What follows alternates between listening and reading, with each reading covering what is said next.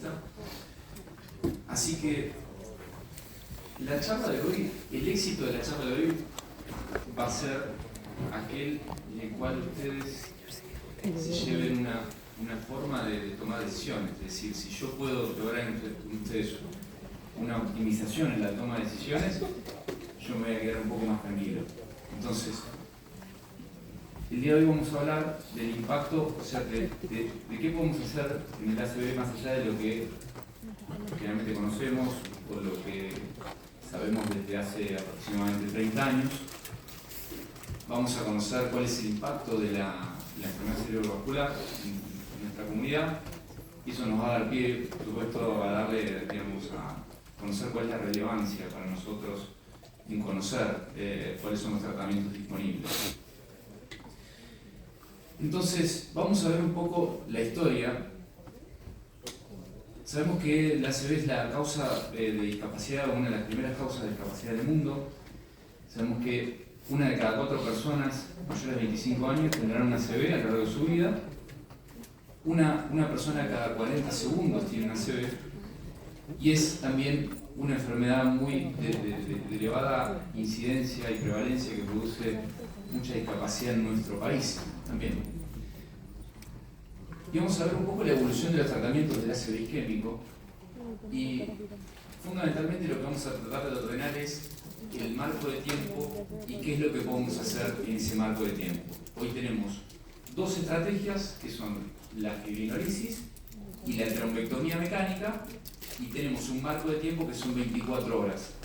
Esos 2 tratamientos, ¿cómo lo ordenamos en esa línea de tiempo para que ustedes, cuando en el mundo de la entropía de la emergencia, donde estuvieron de guardia mucho tiempo, vieron muchos pacientes, llega una ambulancia con un prehospitalario desconocido y tienen un marco de tiempo y tienen estas 2 herramientas, y rápidamente ustedes tengan que tomar una decisión y saber qué hacer con ese paciente?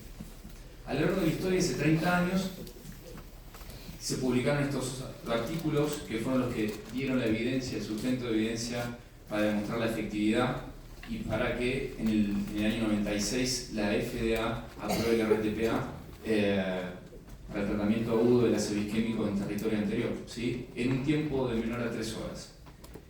El 98, otro estudio importante, el ECAS-2, que igualmente fracasó por los efectos adversos, pero también nos dio un poco a conocer cuál era el mejor perfil de pacientes para incluir en estas terapias. El ECAS-3, que fue otro de los hitos a nivel de las terapias de reperfusión, aprobó la ventana en un tiempo menor o igual a 4.5 horas. Esto nos llevó a una aprobación en nuestro país, en ANMAT, en 2012. Durante ese tiempo, me acuerdo, en la residencia, en ese gap de 4 años, teníamos que tratar a los pacientes que estaban entre 3 horas y 4.5 con consentimiento informado. Y luego, ya en 2014, 2015, empiezan a aparecer los trials de reperfusión mediante trombectomía mecánica, ¿sí? Hasta 6 horas, con Mr. Clean, Escape, Extend, Swift, Repascat, todos aportando un nivel de evidencia similar, consolidados en una revisión sistemática, ¿sí? Que concluía que la terapia endovascular en pacientes con oclusión de grandes vasos del territorio anterior se van a beneficiar de esos tratamientos con una medición de su efectividad en NNT de 2.6, lo cual es muy buena. La ventana se fue ampliando en el tiempo con Diffuse 3 y el DOWN en 2017, que amplía la trombectomía mecánica hasta 24 horas, ¿sí?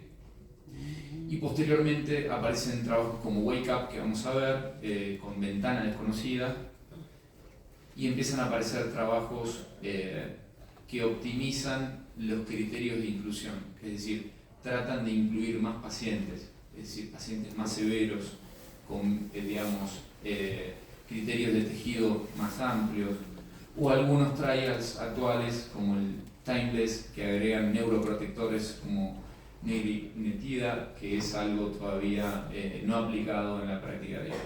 Entonces pasamos de una historia donde la reperfusión estaba basada en el tiempo, ¿sí?, a criterios de reperfusión basadas en tejido, ¿sí?, como vamos a ver y como ya explicó el doctor Meli hace un ratito. Bien. Entonces, ¿cuál es la utilidad de la trombolisis endovenosa? Y esto un poco, muchos ya seguramente lo conocen. En el ácido isquémico, el 30% del RTPA aumenta las probabilidades de mínima o no discapacidad en MRS. Casi todos los trials que se hicieron, tanto en reperfusión como trombolíticos, el punto final duro era la discapacidad a 3 meses, que es lo que interesa a la mayoría, ¿sí? Sin impacto en la mortalidad, pese a un leve aumento de la hemorragia intracraneal. Esto también vale una aclaración. Muchos pacientes tienen hemorragia intracraneana con trombolisis, pero la gran mayoría son asintomáticas. ¿Está? 25% de los pacientes van a ser candidatos a recibir RTPA. O sea que de base un paciente que entra a nuestra sala de emergencia, solo por estadística, 1 de cada 4 va a ser candidato a esto. ¿Sí? Entonces, la utilidad de la trombolisis, básicamente esto es un gráfico para que tengan una idea de que el tiempo es muy relevante, ¿sí? Por cada 15 minutos que se mejora el tiempo de inicio del tratamiento hay un 4% de reducción de la mortalidad y un 4% de incremento de las chances de sobrevivir sin secuelas, ¿sí? Más allá de esto que es odds ratio en cuanto a secuelas, y este es el tiempo. Y entonces, a medida que pasa el tiempo, el NNT aumenta como variable de efectividad, por lo cual la probabilidad de que, esto no quiere decir que la probabilidad de que nuestro tratamiento tenga algún tipo de impacto cada vez es menor, ¿sí? Existe un tiempo de ventana, pero mientras antes, mejor. ¿Cuáles son los criterios de inclusión? Esto también fue cambiando el paradigma a lo largo de la historia, ¿sí?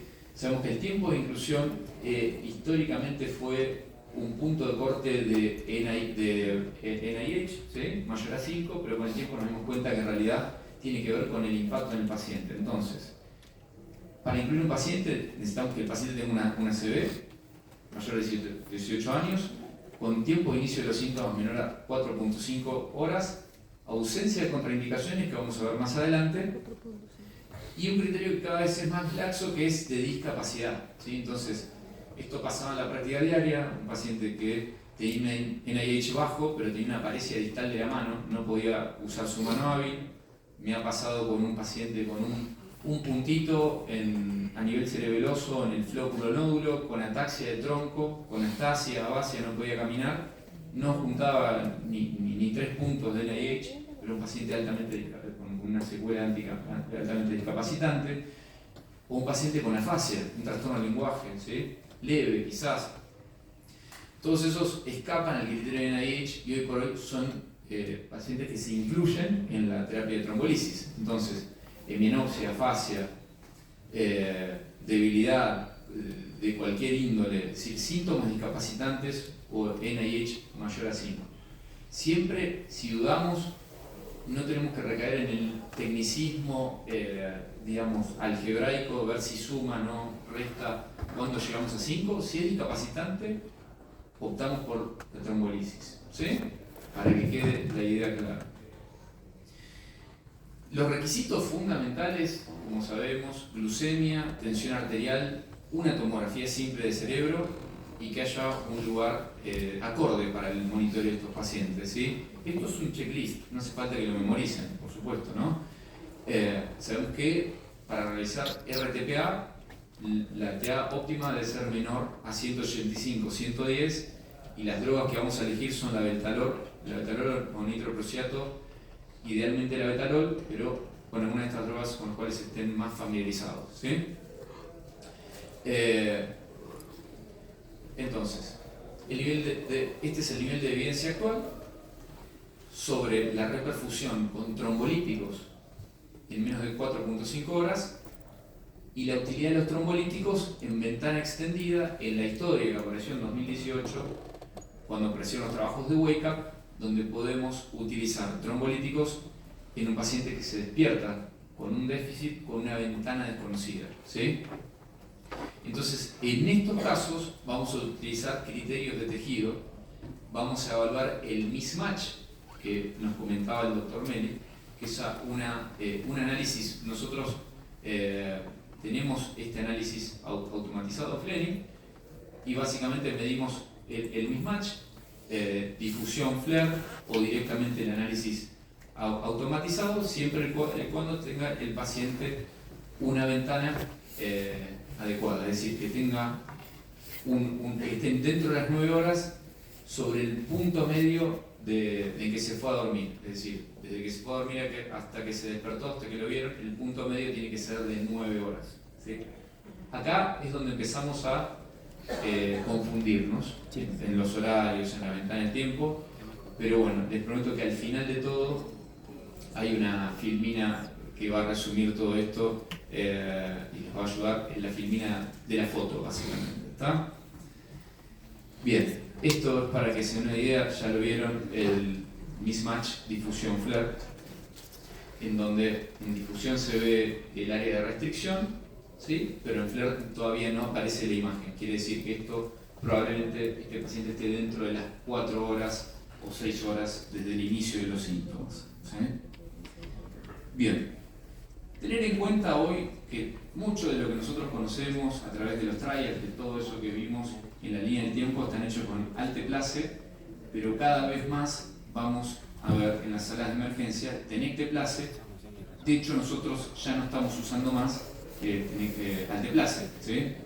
El tenecteplase es una droga que ya demostró no inferioridad, ¿sí? E incluso mayor reperfusión precoz en pacientes con trombos proximales en arteria cerebral media. ¿Sí?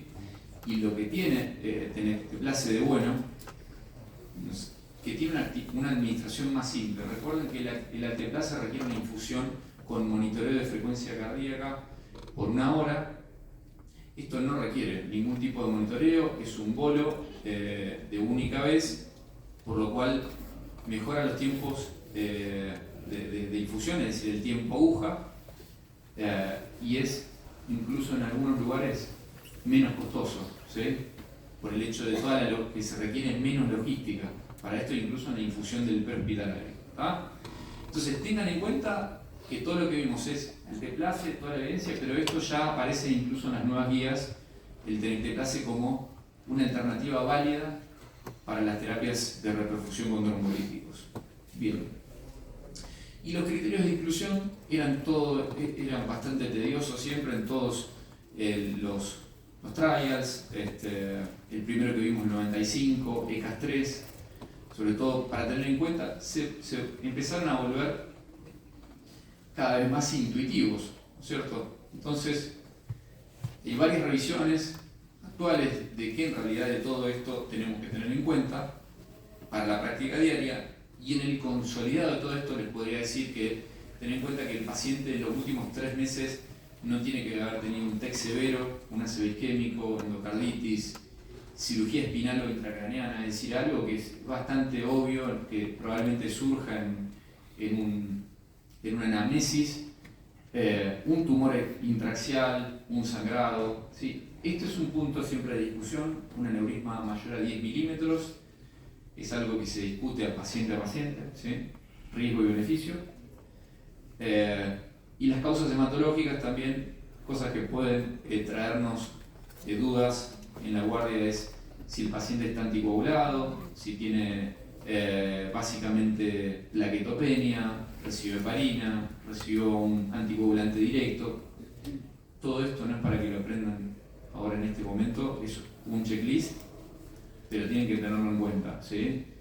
Por eso pedimos plaquetas y coagulograma cuando un paciente llega. ¿Está? Bien. Entonces, la presencia de una obstrucción de grandes vasos se asocia a menor reperfusión, es decir, no va a ser suficiente la terapia trombolítica endovenosa. Y eso se va a traducir en un peor pronóstico funcional para el paciente, y es por eso que ahí es donde entra en juego la trombectomía mecánica, ¿sí? Que son tratamientos complementarios y no excluyentes. No es que si el paciente es candidato a trombectomía ya no recibe trombolisis. ¿Está claro? Entonces, vamos a ver qué rol ocupa la trombectomía mecánica. La trombectomía mecánica básicamente es esto. Fíjense, este es un paciente con una oclusión proximal de arteria cerebral media, y este es el dispositivo. es un stent retriever, básicamente es un stent que es este hilito que se pasa a través del trombo y cuando está en el lugar del trombo se abre. Entonces esa rejita empieza a pasar a través del coágulo y después se trae, ¿sí? De esta forma. Esta es la reperfusión, hay criterios de reperfusión y demás. Esto para que no sea tan abstracto. Bien, entonces, como veíamos, 2015 empiezan a aparecer los primeros trabajos de reperfusión por trombectomía mecánica, con un beneficio absoluto de 25% en la cantidad de pacientes que alcanzan la independencia funcional. De nuevo, todos los puntos finales duros son la morbilidad del paciente, en la mayoría. En esta ventana terapéutica, si la trombectomía mecánica debe realizarse si el paciente cumple con los siguientes criterios, es decir, que el paciente no tenga una discapacidad previa importante, por EMRS, que es una escala que utilizamos nosotros, una oclusión demostrada de arteria cerebral media, arteria, digamos, carótida interna. M1 quiere decir en su segmento proximal. Algunos de estos últimos, en la línea del tiempo, algunos de estos últimos estudios analizan la posibilidad o la efectividad de la trombectomía mecánica en áreas distales, ¿sí? Un NIH mayor a 6, más de la edad, un aspect mayor a 6, que es el cálculo de la tomografía que se hacía en automático, que mostraba el doctor, que esto es algo que ya escapa eso debería venirles a ustedes ya cocinado, por decirlo de alguna manera, y el tratamiento puede ser iniciado dentro de las 6 horas desde el inicio de los síntomas, ¿sí? Bien. Luego aparece el Diffuse 3, que amplía la ventana a 16 horas, y luego el DOM hacia 24 horas, ¿sí? Como decíamos, nuestra ventana hoy es 24 horas, entonces, paciente que llega, esa ambulancia que llega a las 16 horas con un síntoma neurológico, lo primero que ya tienen que saber después de la charla es que ese paciente está en ventana, ¿sí? Y después lo vamos a tamizar, a ver si cumple criterios para algo de esto que estamos hablando, ¿sí? Si están 23 horas, está en ventana, ¿sí? Probablemente no lleguemos a nada, pero bueno, está en ventana, ¿sí? Entonces, cuanto antes mejor, de nuevo. Tanto en Diffuse como en Down, la efectividad se demostró de la misma manera, pero cuanto antes mejor. Entonces, creo que esto es un poco para resumir, ¿sí? Hasta acá, tratamiento isquémico agudo, de 0 a 4.5, ventana clásica, lo que todos deberíamos saber a esta altura, ¿sí? Sin LVO significa sin obstrucción de gran vaso, carótida silviana, ¿sí? El paciente de siempre, trombolisis, ¿sí? Paciente con obstrucción, digamos, proximal de gran vaso, carótida silviana, ¿sí? Ahí dijimos trombolisis más trombectomía. Ahí entran todos a la lista de trabajo, ¿se acuerdan? Que se consolidan en la revisión sistemática de Hermes. ¿Está? 4.5 a 6, siempre que entramos por cateterismo tiene que haber una obstrucción de gran vaso. ¿Está? Solo trombectomía mecánica. Aquí no se demostró la efectividad de la trombolisis, ¿sí? Y de 6 a 24, acá pasamos a la foto de los criterios en lugar de tiempo, los criterios de tejido, ¿sí? Acá empieza la tecnología, a tener la tecnología más radiológica, a darnos información para ver si ese paciente cumple criterios para nosotros hacer algo. Tiene mismatch, ¿sí?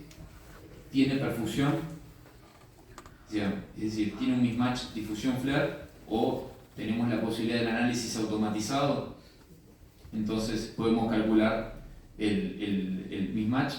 Si tiene alguna de estas cosas, trombectomía. ¿Estamos? Entonces, esto un poco resume lo que decíamos al principio.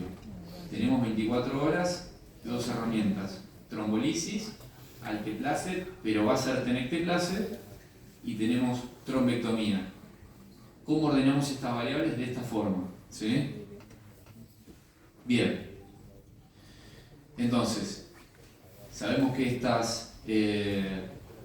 la trombolisis siguen siendo por lejos las principales estrategias de reperfusión. Es probable que la mayoría de los pacientes que reciban sean candidatos a este tipo de terapia y no tanto a trombectomía mecánica, ¿sí? Y el 25% de los pacientes con ACV son candidatos a recibir esta terapéutica, ¿sí? Entonces, no perder esta oportunidad. Y la trombectomía mecánica es un procedimiento altamente efectivo que salva vidas y reduce la incapacidad. ¿Por qué? Porque generalmente son pacientes con obstrucciones graves, son ACVs carotídeos o ACVs cilianos. Entonces es una oportunidad para realmente reducir significativamente la discapacidad a largo plazo de estos pacientes, ¿sí? Así que bueno, decía al principio, una charla para incidir en la toma de decisiones, y eso va a ser mi tranquilidad si puedo haber logrado su objetivo. Bien, muchas gracias.